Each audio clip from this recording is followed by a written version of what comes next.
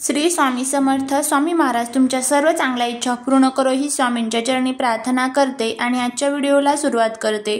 पण त्या अगोदर चॅनलवरती नवीन असाल तर सबस्क्राईब करा आणि शेजारील बेल आयकॉनलाही प्रेस करा, म्हणजे माझ्या सर्व नवीन व्हिडिओंचं नोटिफिकेशन तुम्हाला मिळेल. आज आहे वार मंगळवार 14 तारीख आणि त्याचबरोबर आज आलेली आहे मकर संक्रांती. मकर संक्रांतीच्या दिवशी आपल्याला अनेक छान छान उपाय असे करायचे असतात. मकर संक्रांतीच्या दिवशी आपण आपल्या घरातील जे काही दोष आहेत तर ते दूर करण्यासाठी खूप प्रभावी उपाय करू शकतो. कारण मकर संक्रांत हा वर्षातील पहिलाच सण मानला जातो आणि हे संक्रांतीचे 3 दिवस असतात. त्यामध्ये पहिला दिवस भोगीचा, त्यानंतर दुसरा मकर संक्रांतीचा आणि संक्रांत ओलांडून गेल्यानंतर क्रिकांतीचा.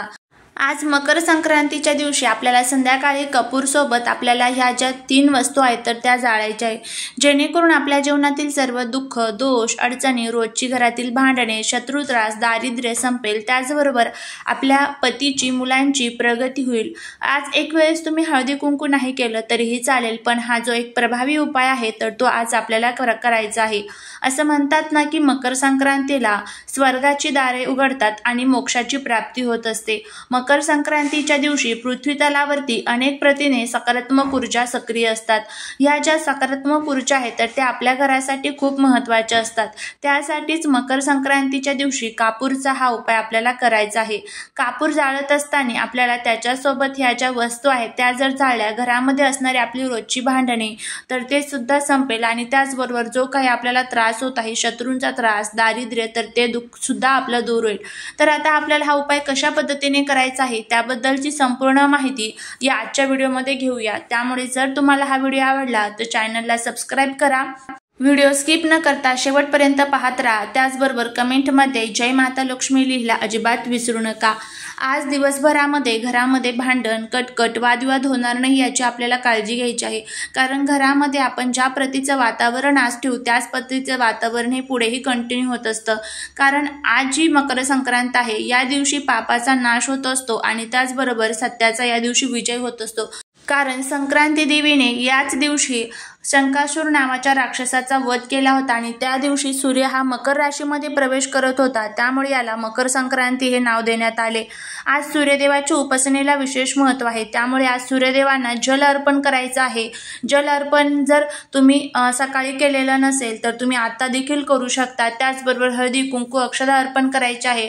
आज आपण जे घरामध्ये सुगड पुसतो त्यामध्ये थोडेसे तांदूळ आपल्याला टाकायचे आहे. त्याचबरोबर आपल्याला आज घरामध्ये एकतरी सुवासिनीचा मानपान करायचा आहे. आणि त्याचबरोबर बघा, आपल्या घरामध्ये आज जर काही दोष असेल तर ते दूर करण्यासाठी हा उपाय आपल्याला करायचा आहे.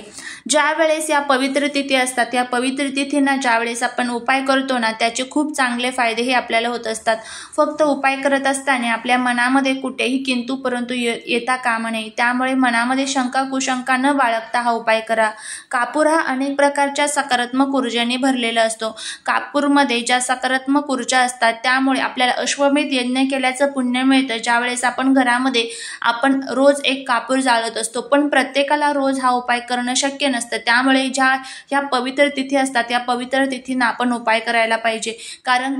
कारण आपल्या घरामध्ये ज्या पैशांच्या अडचणी असतील तर त्या दूर करण्यासाठी, मुलांची प्रगती कुठेतरी थांबलेली असेल, पतीची प्रगती जर कुठे थांबलेली असेल, त्याचबरोबर घरामध्ये नकारात्मकता जाणवत असेल, घरामध्ये कंटाळा येत असेल, घरामध्ये नवरा बायकोची भांडणे होत असेल, त्याचबरोबर आईवडिलांचं मुलं ऐकत नसतील, मुलांना संतती प्राप्तीमध्ये अडचणी येत असतील, तर हे का होतं? कारण कुठेतरी आपले ग्रहदोष, वास्तुदोष आपल्याला त्रास देत असतात. त्यामुळे ते ग्रहांना व्यवस्थित करणं, त्यांना शुभ करणं, त्याचबरोबर घरामध्ये असणारे जे काही आपले पित्र आहे तर त्यांचं पिंडदान करणं, तर्पण करणं हे तितकंच महत्त्वाचं असतं. पण आत्ताच्या सध्याच्या धावपळीच्या जीवनामध्ये आपल्याला ते जमत नाही. त्यामुळे संध्याकाळी आपल्याला हा जो उपाय आहे तर तो करायचा आहे, जेणेकरून आपल्या जीवनातील सर्व ग्रहांचा त्रास, वास्तुदोष, पितृदोष, नकारात्मकता सर्व दूर होईल आणि आपल्या कुटुंबाची, पतीची, मुलांची भरभरून प्रगती होईल. यासाठी तुम्हाला भीमसेनी कापूर घ्यायचा आहे. आता जर तुमच्याकडे भीमसेनी कापूर नसेल तर तुम्ही साधा कापूर जो असतो तर तो घेतला तरीही चालेल. किती घ्यायचा आहे? 2 ते 3 वडी तुम्ही घेऊ शकता, काहीच अडचण नाहीये.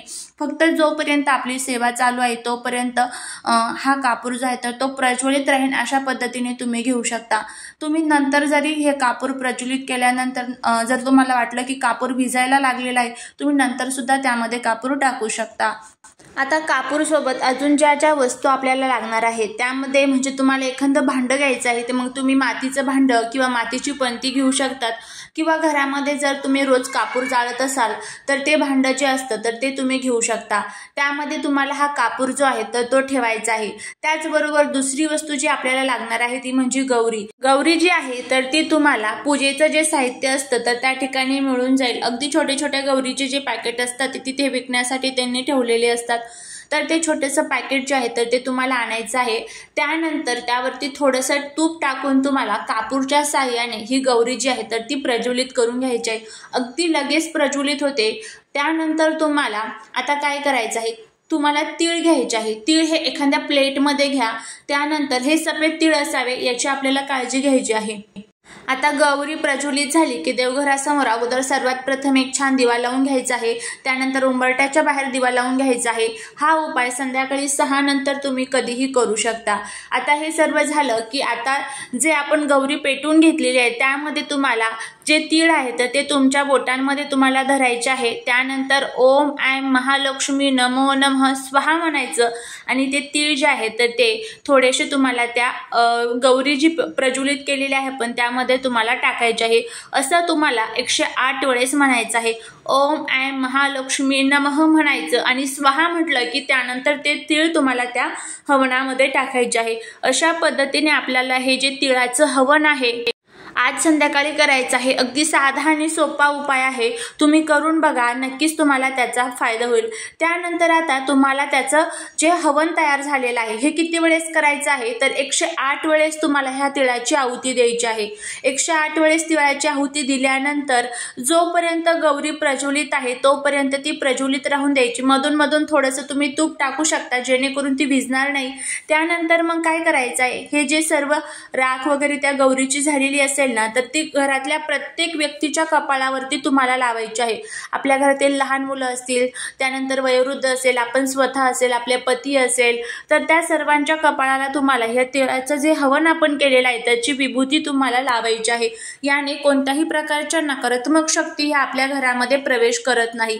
तर अशा पद्धतीने आपल्याला हा जो उपाय आहे तिळाचा तर करायचा आहे, तर करून बघा, नक्कीच तुम्हाला त्याचा फायदा होईल। आपल्या घराची, कुटुंबाची, मुलांची, पतीची जोरदार प्रगती होईल। त्याचबरोबर घरातील सर्व दोष, रोजची भांडणे, शत्रुता, दारिद्र्य, अडचणी संपून भरभरून आपल्या घरामध्ये माता लक्ष्मीची कृपा प्राप्त होईल। अगदी साधा आणि सोपा उपाय आहे, फक्त उपाय करत असताना घरामध्ये सुतक पिरियड्स नसावं याची आपल्याला काळजी घ्यायची आहे। करून बघा, फायदा होईल। झालेली सेवा ही महाराजांच्या चरणी रुजू करते। व्हिडिओ जर आवडला असेल तर लाईक, शेअर आणि सबस्क्राइब करायला विसरू नका। भेटूया एका नवीन व्हिडिओ सोबत, एका नवीन माहिती सोबत। श्री स्वामी समर्थ।